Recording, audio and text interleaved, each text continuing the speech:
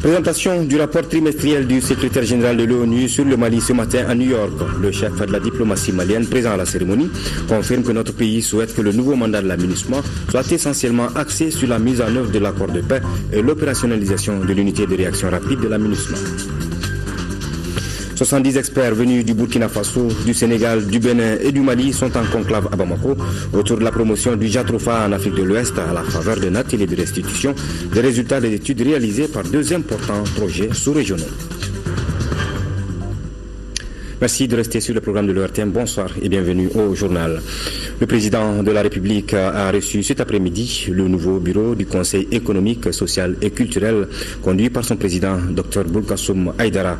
Le chef de l'État et ses hôtes ont échangé sur les priorités de la nouvelle équipe. Occasion également pour le nouveau bureau du Conseil de féliciter le président Ibrahim Boubacar Keïta pour la signature de l'accord de paix issu du processus d'Alger par la CMA. Le compte-rendu de Bourama Traoré. C'est par la présidence de la République que le nouveau bureau du Conseil économique, social et culturel a bouclé sa visite aux institutions de la République. L'entretien avec le chef de l'État a porté sur les missions du Conseil. Un Conseil chargé de collecter et de rédiger le recueil annuel des attentes, des besoins et des problèmes des Maliens, avec à la clé des orientations et des propositions. La nouvelle équipe dirigeante s'assigne une priorité. La relecture des textes. Vous savez, nous avons des textes qui sont anciens à peu près de plus de 20 ans. Donc il fallait les relire pour l'adapter aux réalités socio-économiques et culturelles du Mali actuel. L'actualité a ravi la vedette lors de l'entrevue entre le bureau du Conseil économique, social et culturel et le président Ibrahim Boubacar Keïta. Il s'agit bien sûr de la signature de l'accord pour la paix et la réconciliation au Mali par la CMA le samedi dernier. Le bureau du Conseil se félicite et salue surtout la patience du chef de l'État. À cause de son humilité, il nous a fait comprendre que cette réussite est la réussite de tout le peuple malien. Nous l'avons assuré de notre engagement, de l'accompagner, de nous impliquer dans la mise en œuvre. Et nous sommes même prêts à faire partie du comité de suivi pour la mise en œuvre de cet accord-là. Donc tout le Conseil est mobilisé pour ça. Par cet engagement, le nouveau bureau du Conseil économique, social et culturel répond à un appel du président de la République, celui de l'implication pleine et entière de tous les Maliens pour réussir la mise en œuvre de l'accord.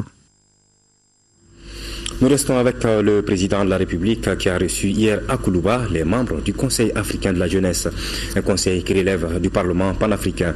Ils étaient venus solliciter le conseil du président de la République en tant que leader africain pour l'élaboration de futurs projets. Ces jeunes ont également salué la signature de l'accord de paix. Le compte rendu d'audience avec Sira Bachili. L'un est sud-soudanais, l'autre est sud-africain et petit-fils de Nelson Mandela de surcroît. Ils sont tous deux du Conseil africain de la jeunesse relevant du Parlement africain. Ces jeunes, avec d'autres membres de la délégation, sont venus à la rencontre du président de la République pour des conseils de leaders africains. Les membres du Conseil africain de la jeunesse saluent la signature de l'accord de paix. Nous sommes venus pour féliciter le président de la République et nous sommes très heureux et très fiers de ce qu'il a accompli par rapport à la signature de l'accord de paix, qui est une victoire non seulement pour le Mali mais aussi pour l'Afrique. Le président est un champion pour la promotion de la jeunesse, non seulement pour le Mali mais pour la jeunesse africaine en général. Il était très heureux au cours de l'entretien, il nous a rappelé la visite au Mali de son idole qui est Nelson Mandela. Nous sommes venus au Mali car c'est un pays qui a beaucoup fait dans la lutte contre l'apartheid. Une déclaration du petit-fils de Nelson Mandela, vice-président du Conseil africain de la jeunesse. Nous sommes très heureux d'être ici au Mali parce que le Mali a été une des figures de proue de la lutte contre l'apartheid et a apporté toute son assistance à l'ANC pendant toute cette période. Nous sommes très heureux d'être là pour perpétuer cet esprit, cette relation qui s'est établie entre le Mali et l'Afrique du Sud dans le cadre spécifiquement du Parlement panafricain. Donc nous sommes là pour perpétuer cette tradition. Oui, le conseil spécial que nous avons eu du président de la République, c'est que nous, les jeunes Africains, nous sommes surtout le futur et l'espoir du continent africain. Pour cela, nous devons être patients, prendre les choses comme elles viennent et ne pas imiter d'autres cultures, mais prendre à la source les conseils que les aînés nous prodigueront pour effectivement être digne de cette confiance placée en nous pour le futur de l'Afrique. Le Parlement panafricain est l'Assemblée consultative de l'Union africaine, une assemblée composée de 265 députés émanant des 53 pays membres de l'Union qui envoient 5 députés élus ou nommés par les parlements nationaux. Le président de l'Assemblée nationale du Mali a lui reçu successivement en audience les ambassadeurs de France et d'Afrique du Sud dans notre pays. Avec l'ambassadeur de France au Mali, les entretiens ont porté sur l'accompagnement de ces pays pour la mise en œuvre de l'accord de paix et le renforcement de la coopération douanière. Le diplomate sud-africain est quant à lui en fin de mission dans notre pays. Il est venu témoigner sa reconnaissance au président de l'Assemblée nationale. Reportage de Batraoré.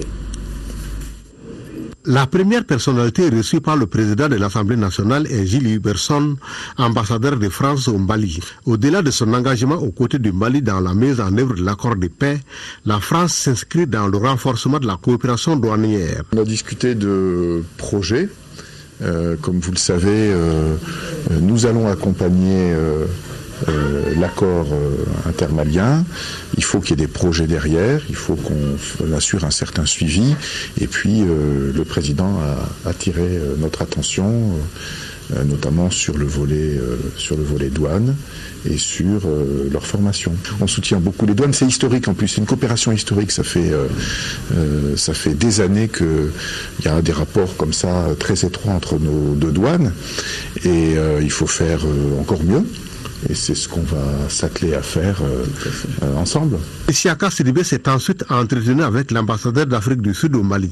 Le diplomate Rantobeng William Mokou, en fin de mission dans notre pays, est venu témoigner sa reconnaissance au président du Parlement malien et son souhait de voir installer la paix définitive au Mali. Je suis à la fin de mon mandat ici au Mali. J'étais là il y a 7 ans que je suis là. J'ai devenu le doyen de la corps diplomatique. Et ce que je veux dire aussi, c'est que moi, je suis heureux de faire mon retraite au Mali. Moi, je suis très, très impressionné que le Mali, maintenant, quand je quitte, il est en paix. Il a déjà signé l'accord de Alger. Mais je suis très fier que le Mali il a trouvé une solution. Son Excellence Rantobeng William Mokou a reçu des mains du président de l'Assemblée nationale un cadeau symbolique pour immortaliser les liens de coopération entre les deux pays. Conseil de cabinet à la primature cet après-midi. Il était question du projet de contrat-plan État-OPAM au titre des années 2015, 2016 et 2017. Après adoption, ce projet permettra de financer l'ensemble des dispositifs alimentaires. Sur le sujet, écoutons Nango Dambélé, commissaire à la sécurité alimentaire au micro de Khadija Toukone. Le dernier contrat plan OPAM État a pris fin le 31 décembre 2014, dont il fallait renouveler, c'est le 11e qui couvre les années 2015, 2016 et 2017. Et c'est un instrument très important pour le commissariat à la sécurité alimentaire parce que c'est à travers ces contrats plans que nous finançons l'ensemble du dispositif de sécurité alimentaire, à savoir l'achat des céréales pour constituer le socle national de sécurité, les distributions alimentaires gratuites, les ventes d'intervention et bien d'autres opérations et les organes du dispositif tels que les SAP, le système d'alerte précoce, l'Observatoire du marché agricole et les PMC sont tous financés à partir de cet instrument qui est le contrat plan État-OPAM. Et aujourd'hui, après son adoption, le gouvernement a prévu des crédits suffisants pour nous permettre de mener à bien nos activités. Ce qui manquait, c'était l'adoption de ces documents aujourd'hui, ce qui nous permettrait de faire les décaissements au niveau du ministère des Finances. Le Mali souhaite que le nouveau mandat de la MINUSMA soit axé essentiellement sur la mise en œuvre de l'accord de paix. De même, notre pays tient à ce que l'unité de réaction rapide de la MINUSMA puisse être opérationnelle afin de mieux lutter contre le terrorisme. Ce sont là quelques points essentiels exprimés par le chef de la diplomatie malienne ce matin à New York lors de la présentation du rapport trimestriel du secrétaire général de l'ONU sur le Mali. Sur place, l'ensemble des membres du Conseil de sécurité se sont félicités par rapport à la signature de l'accord de paix et tous reconnaissent que c'est la phase la plus délicate qui commence maintenant avec la mise en œuvre de cet accord. De New York, les explications de notre envoyé spécial Salif Sanogo. Loin d'être un long fleuve tranquille comme le Hudson en ce mois de juin, les présentations trimestrielles du rapport du secrétaire général de l'ONU sur le Mali constituent des moments d'intense tractation diplomatique. À quelques heures de la séance devant le Conseil de sécurité, le ministre Diop aura tour à tour eu d'intenses séances de travail avec les ambassadeurs russes, français et chinois, ainsi qu'avec le représentant spécial du secrétaire général de l'ONU pour le Mali. Des discussions pour mieux se comprendre et pour une meilleure convergence de vues, ce qui s'est d'ailleurs ressenti lors de l'intervention de Monji Hamdi qui, tout en se félicitant de la signature de l'accord de paix, estime que c'est le plus difficile qui commence maintenant. Certes, cet accord n'est pas la paix, car celle-ci ne se décrète pas. Mais il établit les conditions pour la construire et trace le chemin le plus sûr pour y parvenir. Certes, cet accord n'est pas la réconciliation entre les diverses communautés maliennes, mais il propose des bases qui contribuent à la refondation du Mali. Pour le ministre Diop, l'accord de paix vient sceller à jamais les retrouvailles entre les Maliens. L'accord de Bamako constitue un compromis équilibré, prenant en compte les préoccupations légitimes de toutes les parties, dans le respect de l'unité, de l'intégrité territoriale du Mali, ainsi que du caractère laïque et de la forme républicaine de l'État. Le chef de la diplomatie malienne a souhaité que le nouveau mandat de la MINUSMA, qui commence dans une semaine, soit axé essentiellement autour de la mise en œuvre de l'accord de paix. Pour nous donc, Monsieur le Président, la MINUSMA doit poursuivre les actions suivantes. D'abord l'appui au dialogue politique et à la réconciliation nationale. Ensuite, l'appui aux efforts du gouvernement dans le domaine de la sécurité, la stabilisation et de la protection des populations civiles, mais aussi l'appui au rétablissement de l'autorité de l'État dans tout le pays, à la reconstruction du secteur de la sécurité malien, mais aussi à la promotion et à la protection des droits de l'homme, ainsi que l'appui à l'aide humanitaire. Le rapport du secrétaire général des Nations Unies préconise le déploiement de 40 observateurs militaires sur le terrain, une démarche à laquelle le Mali souhaiterait avoir plus d'éclaircissements. Nous pensons qu'il est important que le secrétariat apporte davantage de clarté par rapport à ce concept, en plus de nous indiquer plus spécifiquement dans quelle mesure cet outil qui sera mis en place va travailler avec les instruments existants. Actuellement, le comité technique mixte de sécurité, mais aussi les équipes mobiles d'observation, et comment ces structures vont travailler ensemble et dans quel est le rôle du gouvernement. Le ministre a beaucoup insisté sur l'opérationnalisation de la force de réaction rapide de la MINUSMA afin que les choses puissent aller vite, et il a également insisté dans son intervention sur la lutte contre le terrorisme, un aspect qui apparaît très peu dans le document du secrétaire général des Nations Unies. Voilà justement par rapport à la signature de cet accord le 20 juin dernier. Voici le contenu de ce communiqué. L'ADEMA, Parti africain pour la solidarité et la justice, le CNID Faso Iriwaton, le MPR, l'UFDP Samaton saluent tous la signature le 20 juin à Bamako de l'accord pour la paix et la réconciliation par les groupes armés et la coordination des mouvements de l'Azawad et félicitent toutes les parties impliquées qui ont accepté de mettre le Mali au-dessus de toute autre considération. Le ministre de l'administration territoriale et de la décentralisation a rencontré ce mardi les femmes leaders. Et là, nous sommes à Bamako, bien entendu. La promotion de la femme malienne, c'est le sujet principal de cette réunion qui a donné une large place à la participation des femmes aux élections. La rencontre a eu lieu en présence du ministre de la promotion de la femme, de l'enfant et de la famille. Reportage de Salimata Daou. Elles sont élues, responsables politiques ou représentantes d'organisations féminines. Avec elles, le ministre de l'administration territoriale et de la décentralisation a eu un débat franc et ouvert. Les échanges ont porté sur les innovations majeures des élections communales, régionales et du district de Bamako et sur le chronogramme des élections.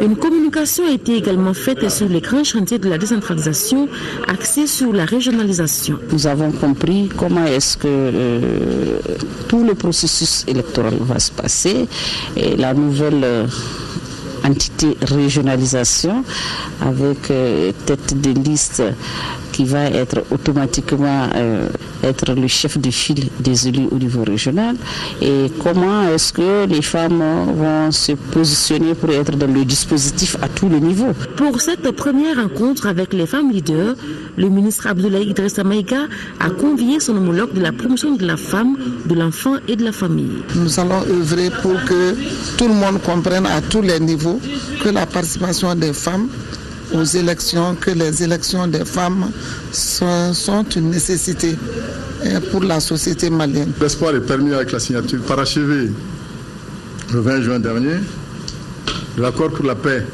pour la réconciliation au Mali. Oui, la voie est ouverte, celle de la refondation, qui augure l'amorce d'une phase nouvelle, une phase cruciale dont la mise en œuvre interpelle toutes les forces vives de la nation malienne. Bien entendu, au nombre de celles-ci, vous, les femmes, vous représentez un grand nombre. Vous aviez une place de choix à occuper. Vous aviez un rang à tenir dans la gouvernance territoriale au Mali. La dernière communication a été présentée par Annata Draman Traoré, ancienne ministre de la Culture et du Tourisme. De son exposé ressort le manque d'informations à l'endroit des femmes dans d'autres domaines aussi importants que les élections.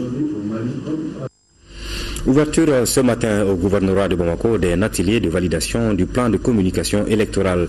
Une cinquantaine de participants du département de l'administration territoriale, des partis politiques et de la société civile prennent part à cet atelier. Les plans de communication pour les élections communales, régionales et du district de Bamako, la mobilisation des électeurs, l'importance du rôle des partis politiques sont quelques thèmes pris en compte dans cet atelier. Mohamed Doumbia. Valider le plan de communication électorale, c'est le but essentiel de l'organisation de cet atelier soutenu par le PNUD et une douzaine de partenaires techniques et financiers. Il s'agit au cours de cet atelier de discuter de thèmes comme par exemple le plan de communication pour les élections communales, régionales et du district de Bamako. La mobilisation des électeurs, l'importance du rôle des partis politiques, le mécanisme de financement des organisations de la société civile. Fédérer les énergies autour de la question cruciale que constitue la communication pour une meilleure mobilisation des électeurs constitue, à nos yeux, un acte de responsabilité et d'engagement qui traduit en un point douté une vision favorable à un processus électoral plus inclusif et donc plus crédible. Selon le secrétaire général du ministère de l'administration territoriale et de la décentralisation, cet atelier permettra d'améliorer le savoir-faire des différents acteurs. Le présent atelier vise donc à mettre en place un cadre d'intervention méthodologique efficace pour la bonne information des populations en général et des électeurs en particulier pour des scrutins inclusifs, crédibles et apaisés.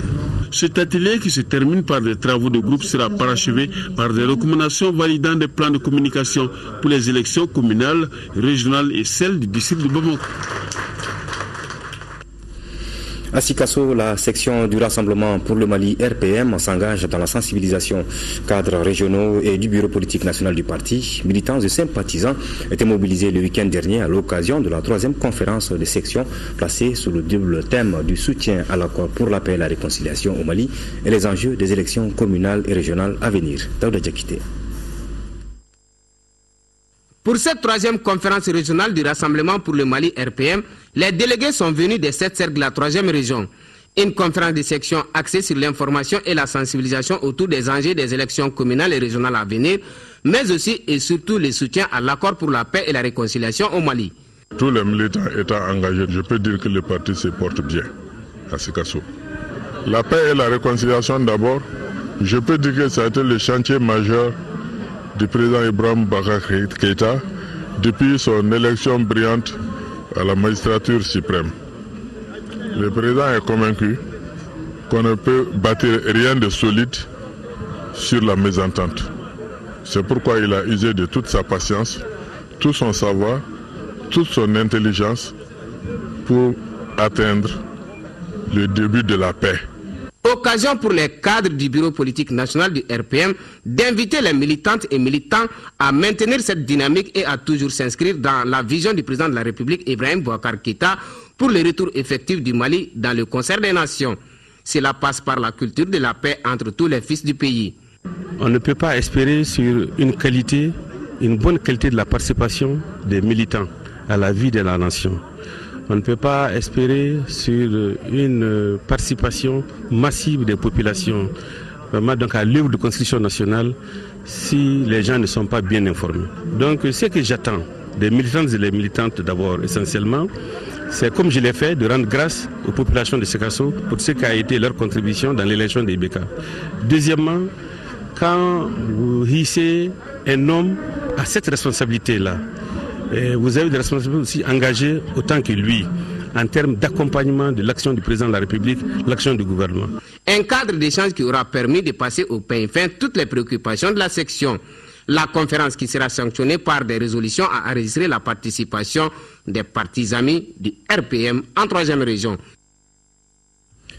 La représentation des bureaux interafricains des ressources animales de l'Union africaine, de la CEDEAO et du ministère du Développement rural entendent fédérer leurs efforts pour se doter d'un document consensuel dans le cadre de la lutte contre la grippe aviaire dans les zones où elle fait sa réapparition. Reportage de Ibrahima Alaï Chokari.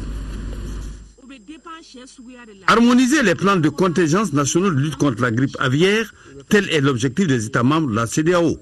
Pendant 3 jours, les participants vont partager leurs expériences et les bonnes pratiques en matière de lutte contre la grippe aviaire. La résurgence du virus A5N1 au Nigeria, sa confirmation au Burkina Faso, au Niger, en Côte d'Ivoire et au Ghana constitue une source de préoccupation et il urge de fédérer les efforts pour avoir un document consensuel afin d'apporter une réponse à sa propagation.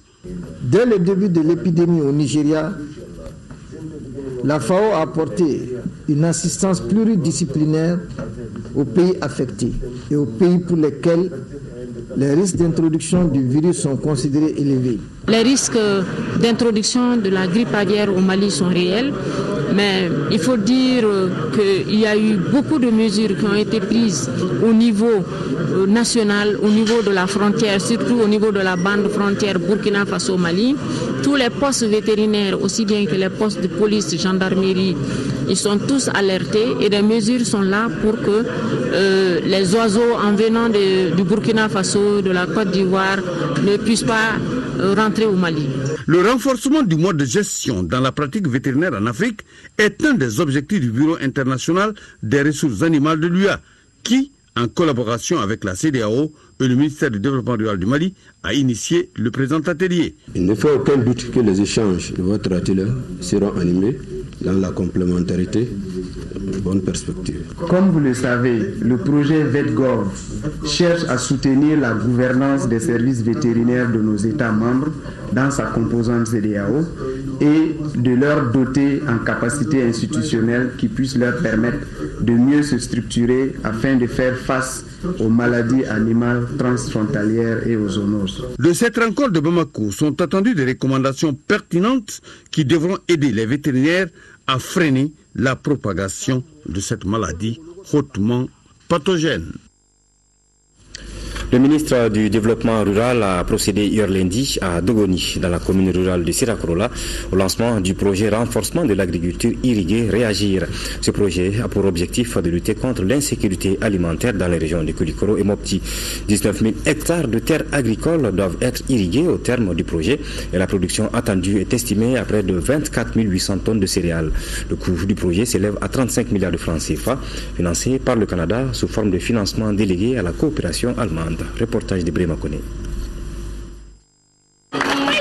C'est à Dogoni, un village de la commune rurale de Sirakorola, situé à une 50aine de kilomètres de Koulikoro, qu'a eu lieu le lancement officiel du projet renforcement de l'agriculture irriguée Réagir. Le coût global du projet est de 35 milliards de francs CFA financé par la coopération canadienne sous forme de financement délégué à la coopération allemande.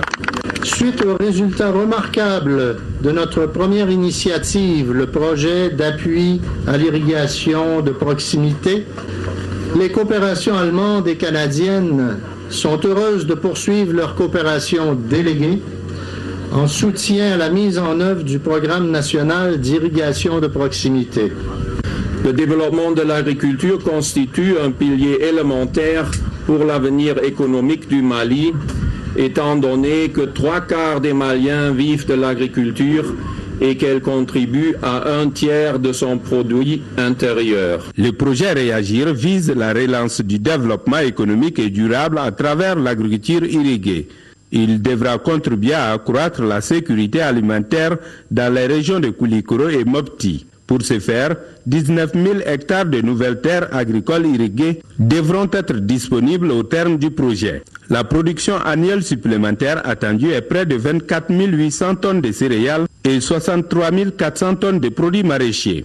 Pour y parvenir, 4 principes directeurs ont été identifiés, à savoir une demande motivée, un aménagement durable et efficient, un développement décentralisé et déconcentré, harmonisé, et enfin, un cadre de référence d'intervention et de pilotage concerté et harmonisé en tenant compte des spécificités régionales. Le projet Réagir comporte 2 volets essentiels, à savoir l'appui à la production agricole et l'appui à la mise en valeur des produits agricoles. À noter que le projet renforcement de l'agriculture irriguée Réagir dure 5 ans. Nous vous le disions dans nos titres, les experts de 4 pays de la sous-région ouest-africaine sont en conclave depuis ce matin dans la capitale malienne à la faveur d'un atelier de restitution des résultats des études réalisées par 2 importants projets sous-régionaux qui ont pour objectif la promotion du jatropha en Afrique de l'Ouest.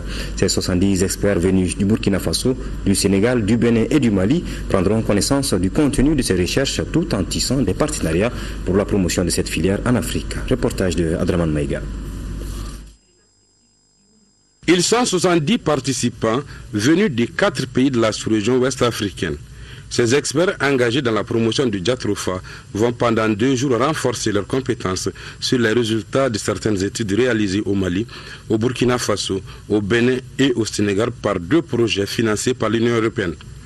Ces projets qui sont au terme de leurs activités ont pour nom Projet d'appui au développement et à la structuration de la filière paysanne en Afrique de l'Ouest et l'Agence pour le développement de la coopération internationale dans le domaine de l'agriculture, de l'alimentation et des espaces ruraux.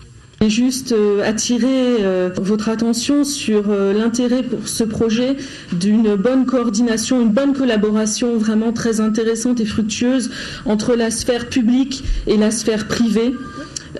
Entre les organisations de recherche, les organisations de formation et les agriculteurs sur le sujet du jatropha. Cette mise en réseau permet aux acteurs des pays concernés de capitaliser et de diffuser leurs expériences sur les plans techniques, socio-économiques et environnementaux. Elle permet également aux experts d'avoir un cadre de concertation qui prendra en compte la promotion de la filière à travers la production et la transformation des dérivés du jatropha. Le développement des biocarburants favorisera l'accès des populations, surtout rurales, non seulement à l'énergie à moindre coût, mais aussi la création d'activités génératrices de revenus et d'emplois. Il permettra en outre la rationalisation et l'optimisation de l'exploitation des ressources ligneuses et partant la protection et la préservation durable de l'environnement ainsi que la réduction de la facture liée à l'importation des hydrocarbures au Mali. C'est fort de cette importance, au dire du ministre Keita, que notre pays, depuis un certain temps, s'est engagé dans la promotion de la culture du jatropha. L'initiative s'est traduite par la mise en place d'une agence pour le développement des biocarburants. La structure est chargée d'élaborer et d'entreprendre des démarches visant le développement et la valorisation de la culture du jatropha dans notre pays. Élaboration de programmes et de modules destinés à la formation professionnelle, à l'éducation, à la paix et au vivre ensemble. Ce sont quelques activités réalisées par le projet d'éducation en situation d'urgence pour renforcer la résilience au Sahel, appui au Mali. Les résultats à mi-parcours du projet ont été présentés ce matin aux différents partenaires en présence du ministre de l'Éducation nationale. Reportage de nous, Sissoko. Le projet d'éducation en situation d'urgence pour renforcer la résilience au Sahel, appui au Mali, est initié par l'UNESCO et financé par le Japon à hauteur de 245 millions de francs CFA. Il couvre les régions de Mopti, Tombouctou, Gao et Kidal. Le programme mis en œuvre depuis mai 2014 place l'éducation au cœur de la stratégie de renforcement de la résilience des populations. 3 ateliers nationaux ont été organisés dans la région de Ségou et précisément à Ségou pour produire les documents pédagogiques qui vont servir de référence pour les formations. Il y a une dizaine de modules qui ont été produits dans ce sens-là. Les différents ateliers ont également permis de former les formateurs du niveau national. Ces formateurs vont renforcer les capacités des acteurs régionaux et locaux pendant les mois de juillet et août prochains. Le gouvernement du Japon a décidé de financer ce projet. Il s'inscrit parfaitement en droite ligne des priorités du plan d'action de Yokohama 2013 et 2017 de la conférence internationale de Tokyo pour le développement de l'Afrique. C'est ce qu'on appelle le TICAD.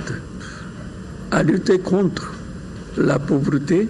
Ce projet vise à assurer la continuité de l'éducation, sauvegarder les investissements du secteur, renforcer la résilience aux catastrophes à travers l'éducation, outiller les jeunes vulnérables des compétences techniques et professionnelles pertinentes dans les régions du nord du Mali. Les groupes cibles du projet sont les jeunes non scolarisés et déscolarisés, ainsi que les populations nomades des régions concernées. Le programme prend fin en septembre 2015. Le National Democratic Institute, NDI, a réuni les parlementaires du Mali, du Burkina Faso et du Niger pour échanger sur la bonne gouvernance du secteur de la sécurité. Ensemble, ils veulent mettre en œuvre un programme régional dénommé Programme Sahel pour le contrôle sécuritaire. Mariam Sagara. Pour le contrôle démocratique du secteur de sécurité, les parlementaires des 3 pays, le Mali, le Niger et le Burkina, vont échanger sur la bonne gouvernance. D'un commun accord, ils mettront en place un programme Sahel avec comme objectif assurer un contrôle parlementaire efficace et responsable, appuyer la société civile et l'exécutif. En somme, améliorer la gouvernance du secteur de la sécurité. Cette rencontre fait partie intégrante d'un programme régional qui vise à renforcer le contrôle démocratique du secteur de la sécurité en appuyant particulièrement les parlements, l'exécutif et la société civile et qui fait partie d'un programme plus vaste ayant pour objectif la stabilité et la paix dans la région du Sahel, financé par le ministère des Affaires étrangères du Royaume du Danemark. Le contexte sécuritaire actuel du Sahel interpelle tous les acteurs de la région, notamment les parlements qui devront impulser des réformes majeures dans le domaine de la sécurité et procéder à un véritable contrôle démocratique. Cette rencontre de Bamako financée par le Danemark va permettre aux parlementaires de renforcer la collaboration des commissions de défense et de sécurité des 3 pays et au-delà. La question de la gouvernance du secteur de la sécurité est aujourd'hui au cœur de nombreuses préoccupations politiques sur le plan national, sous-régional et international. À l'instar des autres pays du Sahel, nous sommes conscients au Mali des défis qu'il nous faut relever pour assurer une meilleure gouvernance du secteur. Il peut certes y avoir des positions diverses dans les différents pays sahéliens, mais dans tous les cas, la nécessité de travailler ensemble pour trouver des pistes de réponse communes est indiscutable. Le responsable présent de la MINUSMA estime que les réseaux criminels, les zones d'insécurité ou les atrocités sur les populations auront une solution bientôt avec cette cohésion parlementaire. En 4e région, visite du chef de l'EUTM dans la zone de défense numéro 2 du Mali. Le général de corps d'armée Volkan Vososlob s'est rendu au camp Cheikh Amadou de Ségou et celui de Markala ce mardi. L'objectif était d'échanger avec les autorités militaires pour le renforcement de leur capacité opérationnelle de Ségou. Le reportage de Mohamed Bouakoulibaly de la DIRPA avec la voix de Fousseni Samake. Cette visite du général Wolfgang Wossolslobé avait pour objectif échanger avec les autorités militaires de Ségou afin de renforcer la capacité opérationnelle des militaires de la zone de défense numéro 2 qui sont déjà déployés sur le terrain. Le commandant de la 2e région militaire de Ségou, le colonel-major Ntakni Ag Intekan, apprécie cette visite du chef de la mission de l'EUTM qui devrait sans doute contribuer à l'amélioration du dispositif sécuritaire dans sa zone. C'est de me renseigner personnellement sur les travaux que nous faisons ici, ensemble avec les forces armées maliennes. Vous savez qu'il y a une petite implantation de EUTM Mali ici. C'est important pour moi de savoir et de voir. Et donc nous recevons, à votre demande, des éléments des forces armées maliennes pour les former pendant une certaine période de temps, avec un certain objectif, et en partie ça se fait ici. Mon impression jusqu'à maintenant est très très positive. C'est une impression d'une très bonne coopération, d'une coopération qui se fait maintenant depuis plus de 2 ans, qui est intense, qui est variée et qui deviendra, je le pense, encore plus flexible à l'avenir. Rappelons que l'EUTM a formé de 2013 à nos jours 6 groupements tactiques interarmes, dont le GTIA Balanzan de Ségou. En première région, cette fois-ci, dans le cadre du mois de Ramadan, la Direction régionale du commerce et de la concurrence a effectué une visite au marché de Caille pour s'assurer du bon approvisionnement en denrées de première nécessité. Jafar Haïdara. Le directeur régional du commerce et de la concurrence a effectué une visite chez les grands importateurs des denrées de première nécessité. Le constat est que le riz, le sucre, le lait, l'huile sont en abondance. Plus de 15 000 tonnes de riz, 8 000 tonnes de sucre, toutes choses qui peuvent couvrir tout le mois de Ramadan. Mais l'arbre ne doit pas cacher la forêt, les prix diffèrent sur le marché. Par exemple, le litre d'huile est vendu aujourd'hui à plus de 1000 francs CFA, le kilogramme du sucre est à 500 francs CFA, le kilogramme de viande est à 2250. Donc le stock qu'on a en stock actuellement, donc on a à peu près 1500 en stock ici. Donc pour les prix, vraiment, je peux dire c'est abordable. On donne la tonne à 292 500. Au niveau du sucre, on a 2500 tonnes. Les tonnes, on vend à 425 000. Donc les sacs, ça fait 21 250 quoi. Cette visite a permis au directeur régional du commerce et de la concurrence de connaître les réalités du marché de Caille. Aujourd'hui, nous avons constaté un important stock de ces produits. Et nous pouvons affirmer aujourd'hui que la quantité de stock de ces produits couvre les besoins de consommation pendant ce mois de Ramadan.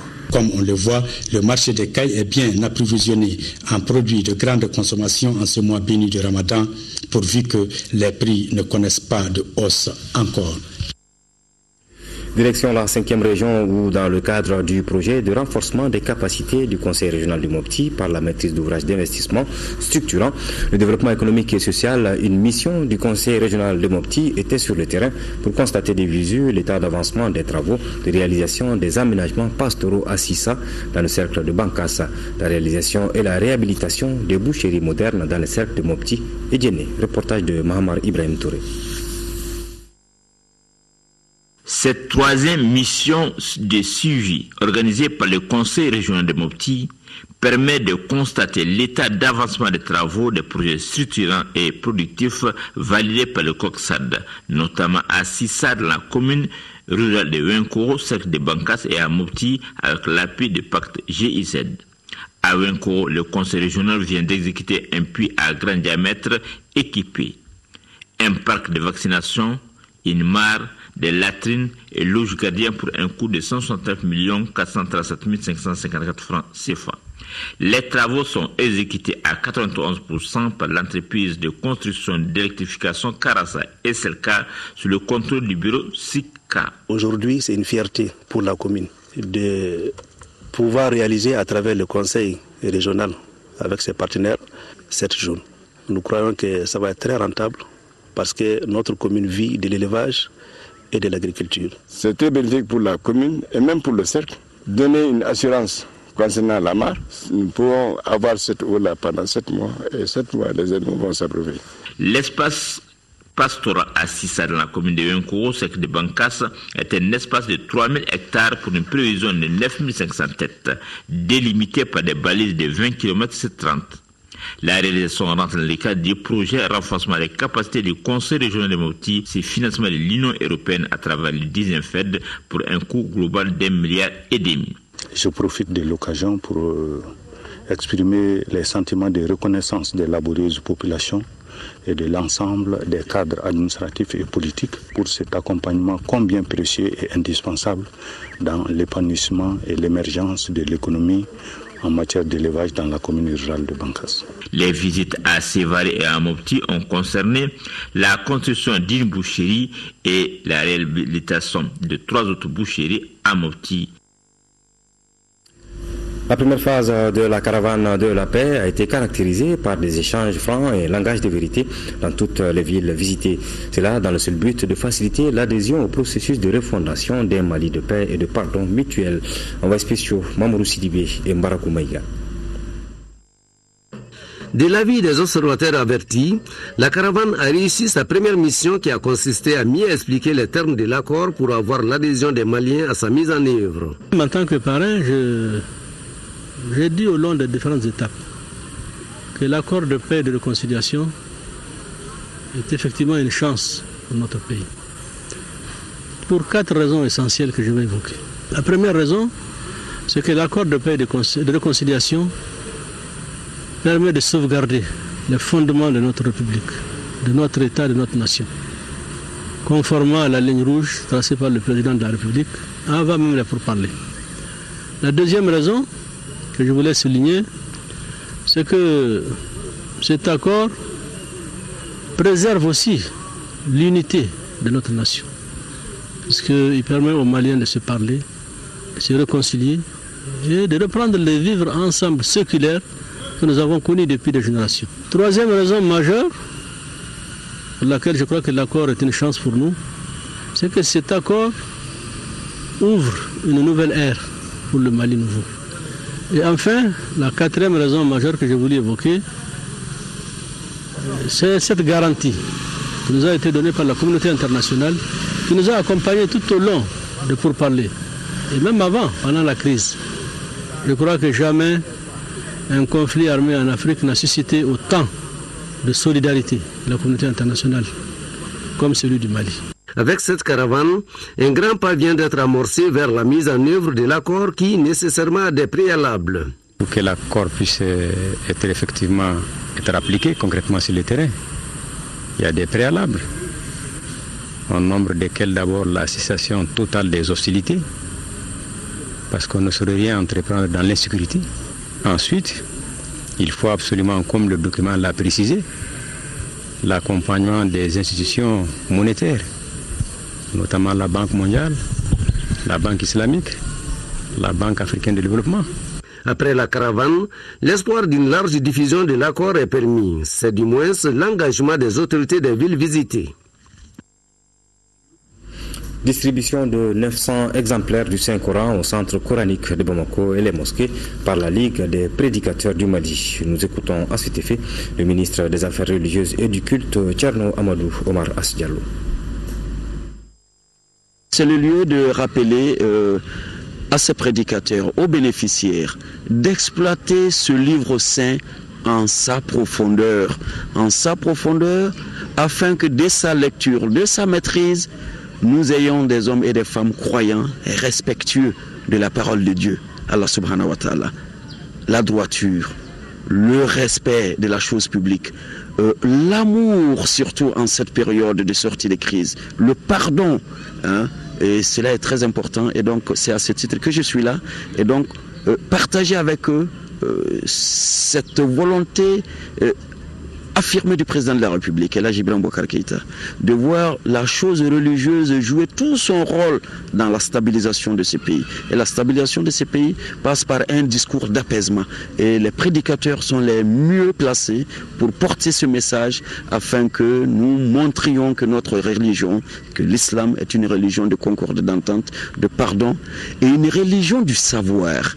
Autant d'actions pour la lecture du Coran, pour la maîtrise du Coran, feront en sorte que nous poserons des actes qui tireront l'islam de l'incultisme. Notre compatriote Abdoulaye Konaté, artiste plasticien et non moins directeur du Conservatoire des Arts et Métiers Multimédia Balafaseke Kouyaté de Bamako, est l'invité principal de la 19e édition du Festival culturel d'art contemporain Vidéo Brésil, Panorama du Sud. L'événement se tiendra du 6 octobre au 6 décembre 2015 à Sao Paulo, au Brésil. En prélude à cette rencontre internationale, l'artiste a présenté à la presse les œuvres qu'il exposera au cours du festival. Modibo Soiré nous donne plus de détails dans ce reportage. C'est à la salle d'exposition du Musée national que l'artiste plasticien Abdoulaye Konaté avait donné rendez-vous aux journalistes pour la présentation de ses œuvres. 3 tableaux d'art à base de textiles sont les œuvres que notre compatriote a réalisées pour représenter le Mali au 19e Festival Vidéo Brésil 2015. D'abord, c'est une surprise d'être invité principal d'une très grande manifestation qui a une durée d'une trentaine d'années. Et après, c'est un honneur de s'affronter à un public en dehors de notre continent. Le Festival Vidéo Brésil est une manifestation qui consacre une attention particulière aux pays du Sud et quelques pays d'Europe et d'Asie. Ces pays se côtoient dans un esprit de création artistique dans une parfaite coopération internationale. Au tout début, c'était essentiellement orienté sur la vidéo. Mais au fil du temps, ils ont commencé à l'ouvrir aux autres formes artistiques. Et aujourd'hui, il y a la peinture, il y a la sculpture, il y a la photo. Au-delà des expositions d'œuvres d'art et des projets artistiques, le 19e Festival Vidéo Brésil, au cours de ce rendez-vous 2015, présentera une série d'expositions dans différents espaces de la ville de Sao Paulo. L'une d'entre elles sera dédiée à des artistes invités travaillant au cœur de certaines réflexions. La triangulaire entre Afrique, Caraïbes et Amérique du Sud. Et les 3 pièces qui sont là sont réalisées à partir du bazin et du bazin riche. Diplômé de l'Institut national des arts de Bamako et de l'Institut supérieur des arts de la Havane à Cuba, Abdoulaye Konaté est un artiste qui combine la tapisserie, l'assemblage, la teinture et la sculpture en réalisant un espace à forte présence et à forte évocation. Ses œuvres feront sans doute la fierté de la culture malienne à ce rendez-vous mondial de l'art contemporain, le Festival Vidéo Brésil, en octobre prochain. De la culture au sport, il n'y a qu'un pas que nous franchissons pour parler de football. Après la 3e place obtenue à la Coupe du Monde Junior en Nouvelle-Zélande, les Aiglons ont été accueillis hier avec fierté au stade de Modibo Keïta. Pour cela, une cérémonie de reconnaissance de prestations a été organisée. Compte rendu de Abdul Karim Kaba. Malgré la chaleur et le gel, les populations sont sorties pour accueillir les Aiglons, 3e du monde. Après les mots de bienvenue des autorités communales, au stade Modibo Keïta, les jeunes ont eu tous les honneurs à la dimension de leurs prestations en Nouvelle-Zélande. Nos vaillants fils et frères sont de retour après un sursaut héroïque, après avoir honoré le peuple malien tout entier à la Coupe du Monde U20 en Nouvelle-Zélande. Ils ont hissé le drapeau du Mali sur le toit mondial du football. Ils ont été braves, ils ont été dignes, ils ont été talentueux. Vous venez de réaliser en vous classant 3e mondial de votre catégorie. Vous revenez la tête haute. Nous en étions témoins à des heures indues, bercés par un public que vous avez pu acquérir à votre cause en raison de votre football. Vous vous êtes battus comme Sundiata, Babemba, Samori, Firoun. Vous nous avez fait vibrer au diapason de votre football chatoyant, rythmé par votre enthousiasme, votre solidarité, votre générosité dans l'effort et surtout votre très beau football. Les prestations d'artistes et la présentation des acteurs de la campagne Nouvelle-Zélande 2015 ont meublé la cérémonie d'accueil des Aiglons. Allez les Aiglons, allez, allez, les Aiglons, allez les Aiglons, les Aiglons, allons la victoire.